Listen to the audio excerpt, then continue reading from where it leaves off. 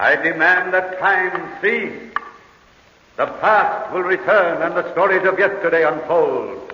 Listen to the Weird Circle.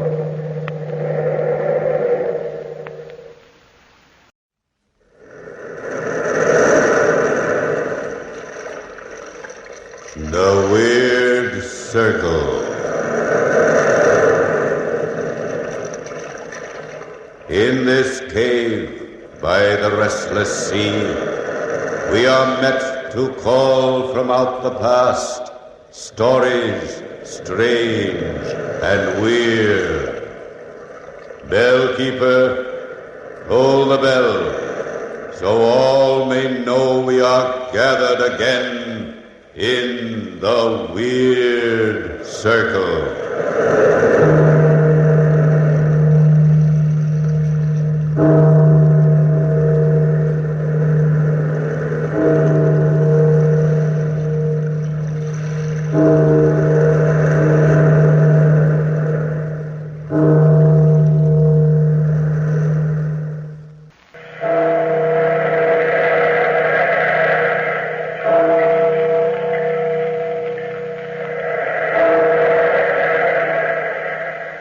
Out of the past, phantoms of a world gone by, speak again the immortal tale, the rope of hair.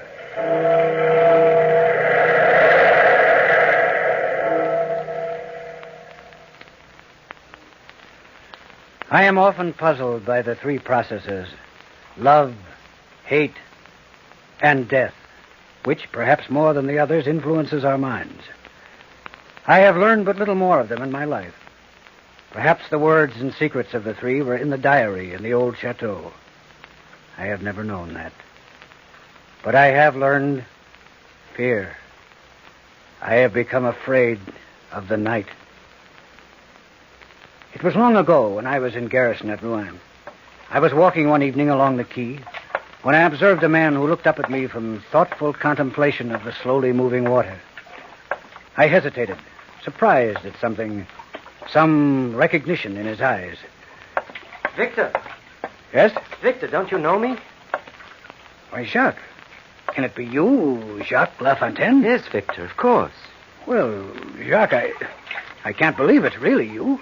Then even my oldest friend doesn't know me. But it's been so long, Jacques, so long since our last meeting. It's 5 years since Jean d'Arac's ball. It's changed me then. Well, at first I didn't recognize you, but in 5 years... In 5 years, most people don't grow gray and stoop, do they, Victor? It depends. Say it, man. Go ahead and say it. You think I've let myself go. You even think I was ready to jump off the quay. Well, were you? You've always been like that, Victor. Calm and easy. But no. In fact, unbelievable as it may seem, I was wondering where you were. You must have known I was stationed here. Yes, everyone knows where the distinguished captain, the Marquis de la Tour Samuel, can be found. But, you see, Victor, I hated the thought of coming to you like this. But as officers, we must soon have had business together anyway. Then you haven't even heard that... Heard what? That I had resigned my commission. Left the glory of our country in the hands of the dashing... Doc, you had a fine career ahead of you. Your position, your influence, they pointed to everything ahead. And now perhaps everything is behind. Is that it, Victor? Oh, life is never as bitter as that. For men as young as we, a great deal lies ahead. For a man who has written his own destiny in one moment? No. What's happened, Jacques? Can't you tell me? Perhaps supper, a little entertainment. The city will be lively tonight. It'll do you good to forget your trouble. Thank you, Victor, but we've been walking toward my rooming house. I hoped you might dine with me. We can talk quietly there. Because we're old friends, yes. For anyone else, though, well, the evening is young and there are other things to do in the city. Just this one evening. Can't you, Victor? If that's what you want, Jacques, my time is yours. Good. Here. This is the place here. This? I know it's not a good section of the city. The place is run down, but it's comfortable. And with your soldiers quartered here, it was hard to find any place to stay at all.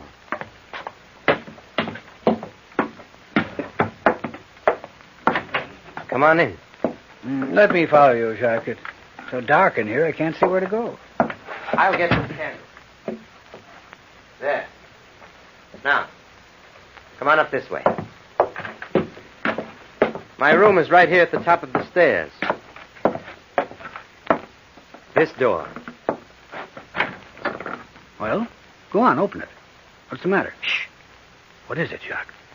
I don't know. Here, let me have the candle. It'll shake out of your hand. Now what's happened? There's something. Somebody in there. Well, open the door and find out. Perhaps we've got enough. If there's somebody in your room, we'll find out who it is. No, Victor, please. Please, Victor. What's frightening you so? Oh, good evening, monsieur. Oh, Mrs. Dupre. Yes, monsieur. Did I startle you? You see, it was time for supper, so I brought it up to you, monsieur. I lit the candles in your room. I know that you... Yes, thank you, Mrs. Dupre, and bring another, please. The captain's dining with me. But certainly, monsieur. Immediately, monsieur. Come in, Victor.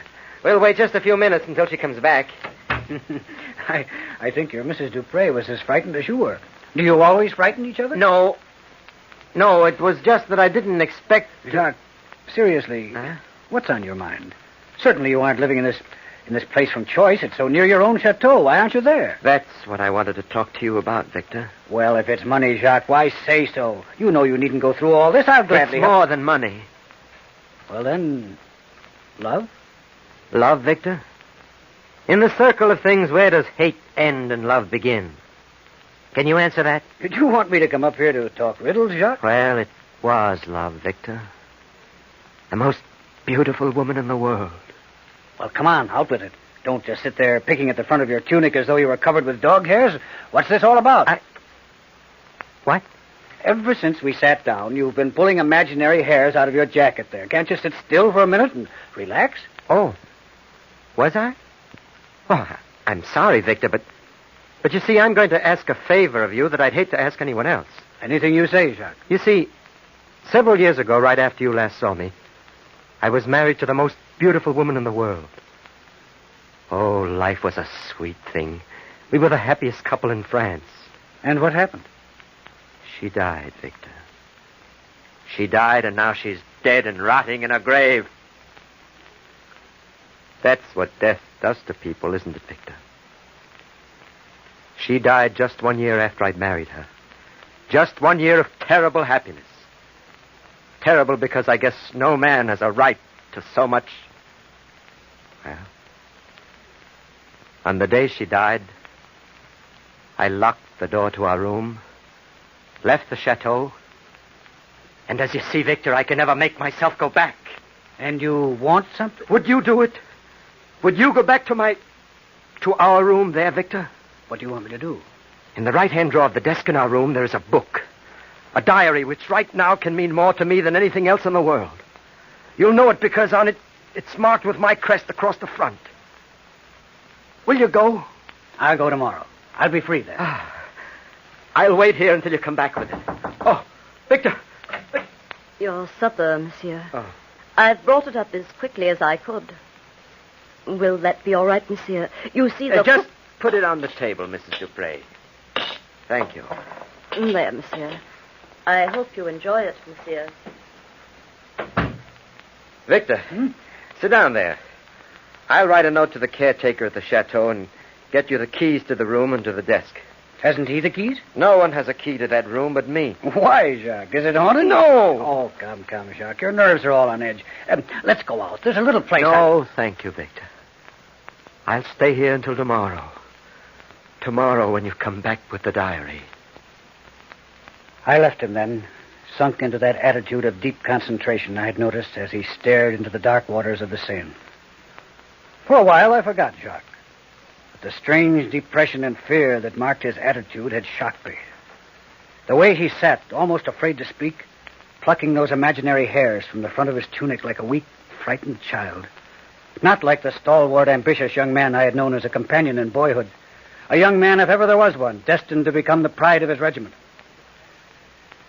In the morning, my ride across the fields and through the cool summer woods somehow filled me with an intoxicating happiness. I took with me for a companion a Lieutenant Leroc, a friend of mine from the regiment, and I was thankful later for his sensible company. But in the exhilaration of the moment, I almost forgot the gloomy implications of my trip. There's that old chateau, Captain. Have you noticed it before? That's where we're going. To that place? Yes, I have an errand there. You You know the place, then? Well, I've passed by it several times. Never stopped. I thought it was deserted until the other day when I saw an old man standing by the gate. Caretaker, isn't he? I guess so. He threw stones at one of my soldiers who tried to stop for water. Chased him away before he could get inside the gates. I almost had to have the man thrown in jail to calm the soldier's feelings. Well, he's not on guard today. He's not at work either. Look at the condition of this place. Why, the gate's practically rusted off its hinges. I can remember when this lawn was as smooth as velvet, and every path was well kept. But it's not my worry. Oh, where is this confounded caretaker anyway? I'll see, Captain. Hey there! No sign of life? I'll join you. Is anybody here? Try another door, Leroy. Yes, sir. I'll try this one around the side. Well? You the caretaker? Yes, I am Pierre. What is it you want? I have a letter here. Well, there's no one here. Can't you see that? This place is deserted. The letter is for you. Well, then give it here. See here, you. Take off your hat when you're addressing an officer. Never mind, Leroy. Let him read the letter. I'm anxious to get this over. Military dignity doesn't have much place here. What's that? It once did. This was the proudest house in Normandy. Never mind, Pierre. Read the letter. Well, I have read it. Well? Well, what do you want? You ought to know. Your master's orders are there. I want to enter the chateau. Are you going into his room? Are you trying to put me through an examination? But, well, I'll go and see if it is prepared.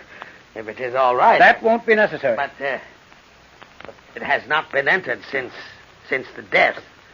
I'd better see you. But you see, Pierre, I have the key, and you have not. Now step back. Let us go through. Yes, Captain. Right through my kitchen there. That door enters the main hall. Come on, Rock. Coming, sir. This door, Pierre? Yes, Captain. Through there and up the stairs. Oh, look, Captain. Look at the size of this hall. Yes, Leroy. And look at the dust. Must be half an inch thick on that table. You know, it must have been magnificent here once. I knew it well when it was. Here, the stairs are over here. Let's go up. Somehow I don't like the place so much now. Oh. The old man has shut the door down there. I don't think he likes us very much. We're just invading his privacy, that's all. Anybody'd be strange stuck in this place. Well, I certainly wouldn't like it. This is the door, I think. Why, the air hasn't been changed in here for years. What's that? Smells like a tomb. It's dark enough to be one. I'll open that shutter over there. Oh, it's stuck, Captain. Never mind.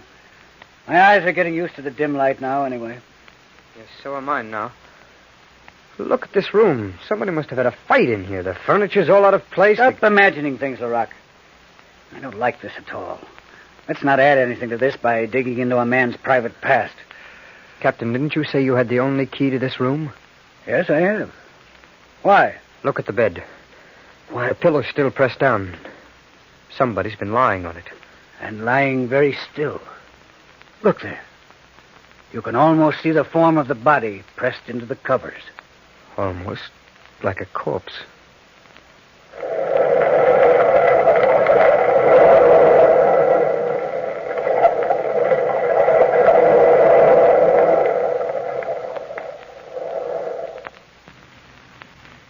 A noted craftsman in the matter of plotting and weaving incredible and absorbing tales, Guy de Maupassant is at his best in this weird circle narrative. And now, back to our story. To help his friend Jacques, and to discover the cause of his depression and fear, Victor, the dashing young Marquis de la Tour Samuel, has undertaken to retrieve 3 packets of papers from Jacques' deserted chateau. He had already entered the room, unopened since the death of Jacques' wife, when he discovered to his horror the imprint of a body still pressed into the covers and pillow of the bed.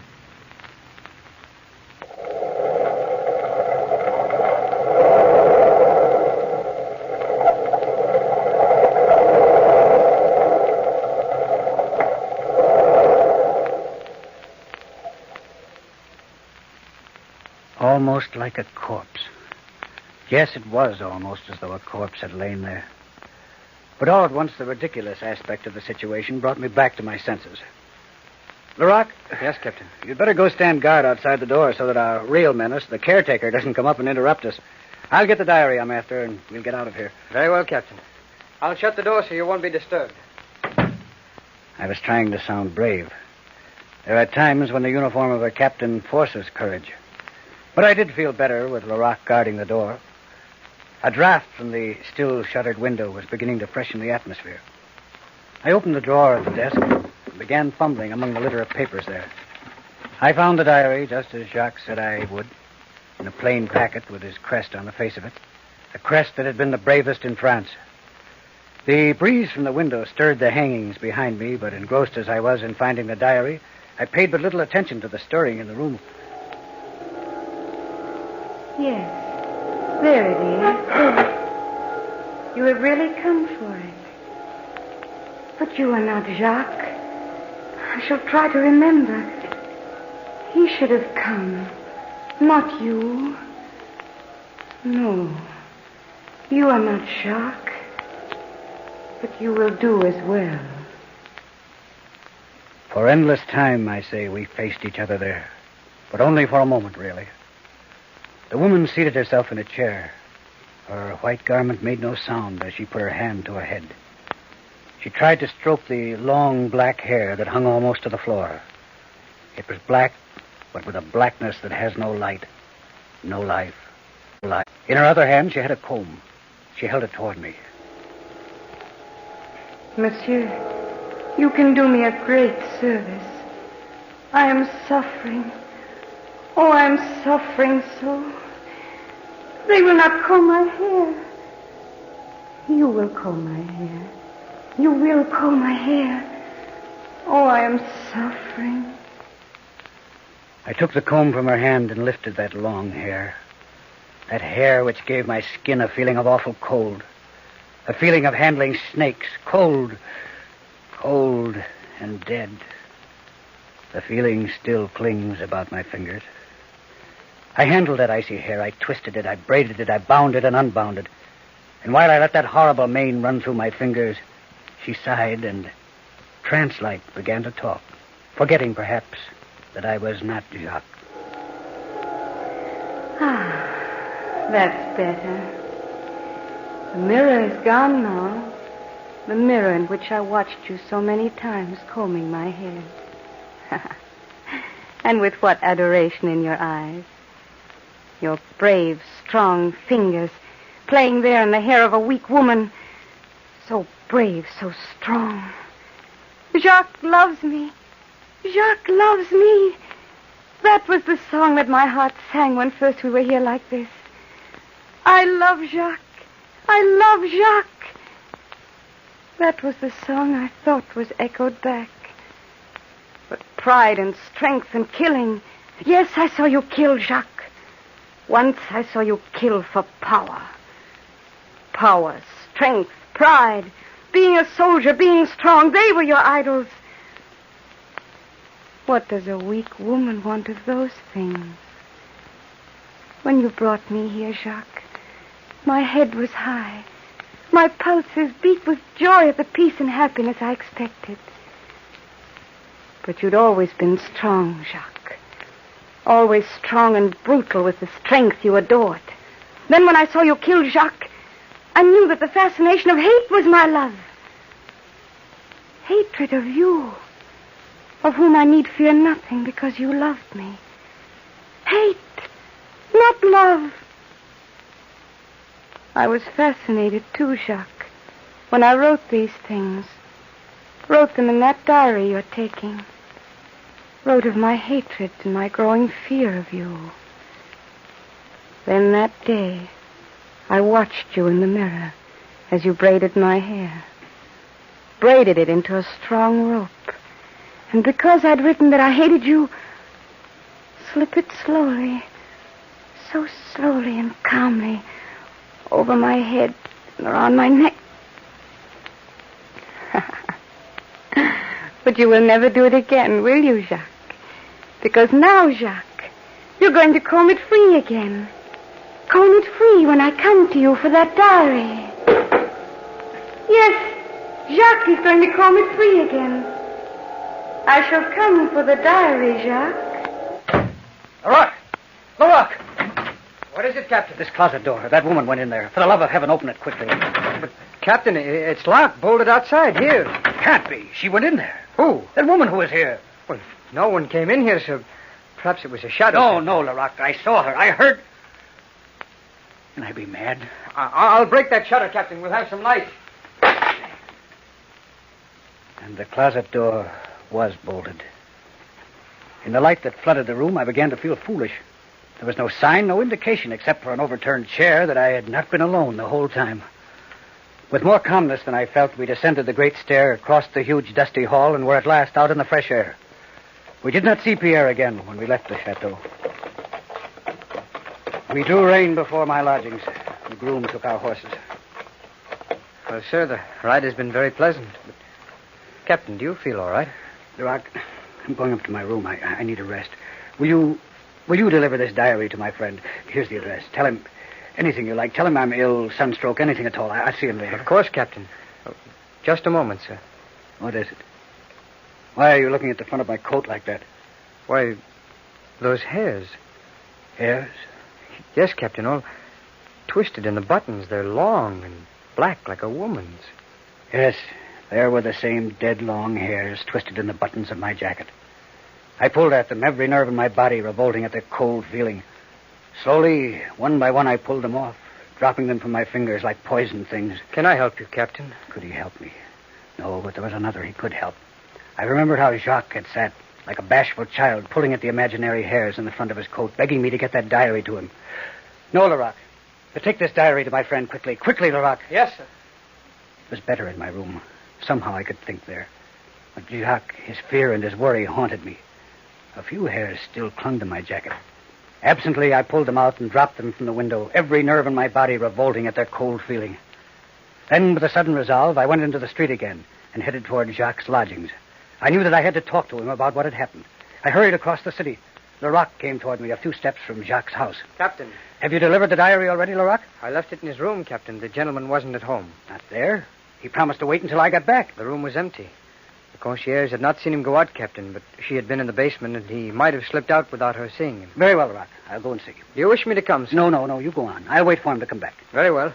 It's that house right there, sir. That house right there. That house right there. As though I wouldn't know that dirty doorway, those warped steps.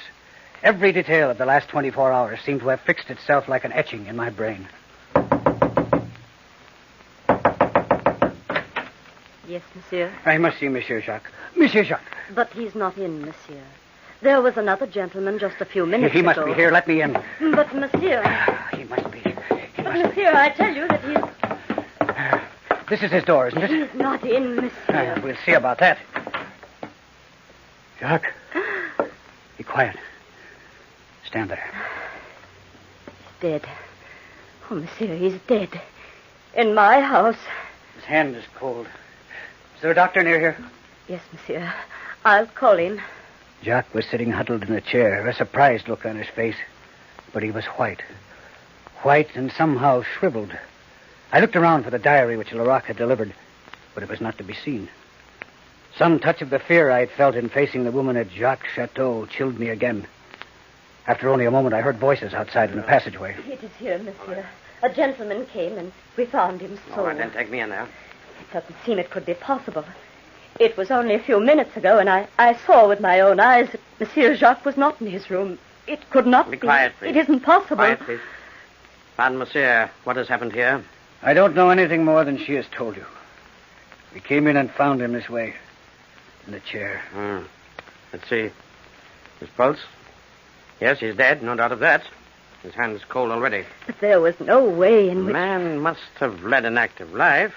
He was not very old, and yet... The doctor leaned, peering over Jacques' body.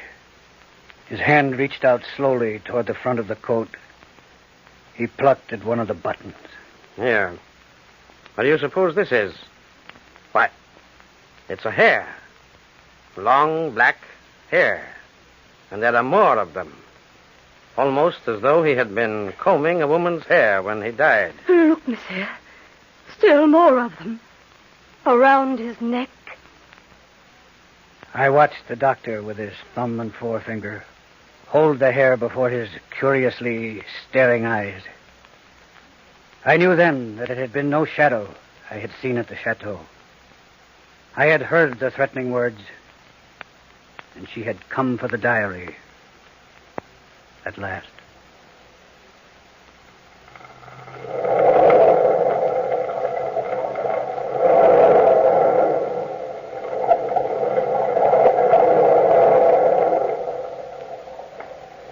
From the time-worn pages of the past, we have brought you the story, The Rope of Hair.